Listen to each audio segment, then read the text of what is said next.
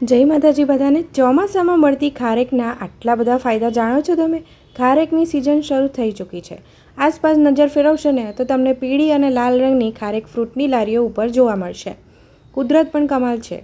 Season પ્રમાણે અલગ અલગ ફ્રૂટ બનાવીને માણસને જાહો જલાલી તો આપી જ દીધી છે। હવે જ્યારે પણ આપણે કોઈ પણ ફ્રૂટ લેવા જઈએ ને તો જે સિઝનલ ફ્રૂટ હોય ને એ જ હંમેશા લેવું જોઈએ। સિઝન વગરનું ફ્રૂટ આપણા શરીરને નુકસાન કરે છે અને જે સિઝનલ ફ્રૂટ છે એ હંમેશા ખાવા જોઈએ।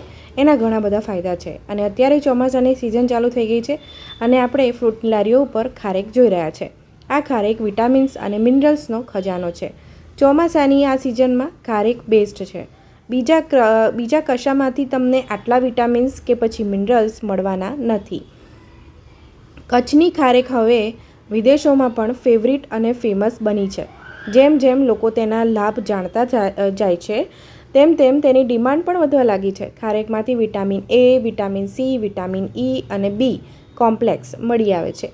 આ સિઝનમાં જાત જાતના રોગ થવાના કે પછી ઇન્ફેક્શનના ચાન્સ પણ વધુ હોય છે। ખારેક તમને એ બધા રિસ્કમાંથી બચાવે છે।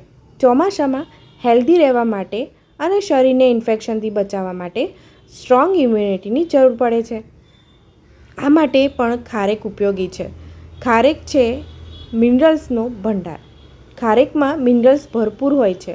શાકાહારી ખોરાકમાં ભાગ્યે જ મળે તેવું આયર્ન ખારેકમાં સારી એવી માત્રામાં હોય છે।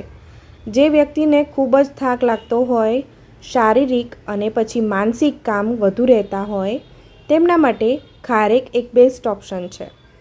એવા લોકોને ખારેક ખાવી જ જોઈએ। આયર્ન સિવાય ખારેકમાંથી તમને ઝિંક, ફોસ્ફરસ, કોપર, સેલેનિયમસ, પોટેશિયમ પણ ભરપૂર પ્રમાણમાં મળે છે। ચોમાસામાં થતા શરદી ઉધરસથી બચવા માટે પણ ખારેક બેસ્ટ ઓપ્શન છે। હવે આપણે આગળના વિડીયોમાં જોઈશું કે ખારેકના બીજા કયા બધા ફાયદા છે।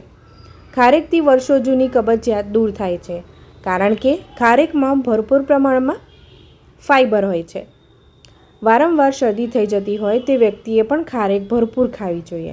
તે કોલેસ્ટ્રોલની માત્રાને નિયંત્રિત કરીને હાર્ટ ડિસીઝનું રિસ્ક પણ ઘટાડે છે। મિત્રો, તમે જોયું કે જૂની કબજિયાતમાં ઘણી બધી ઉપયોગી છે અને ઘણો ફાયદા થાય છે। તમને જો ડાયાબિટીસ છે તો એના માટે પણ ખારેક બેસ્ટ ઓપ્શન છે। ઉધરસ, નબળાઈ અને દાંતના દુખાવામાં પણ ખારેક ખૂબ જ એવી ઉપયોગી છે। વેટ લોસ માટે પણ તે બેસ્ટ છે। સાંજે 4-5 ખારેક ખાઈ લઈએ તો ભૂખ પણ લાગતી નથી। તો મિત્રો, અત્યારે ખારેક પણ એટલી બધી મોંઘી નથી મળતી કે આપણને પોસાય નહીં।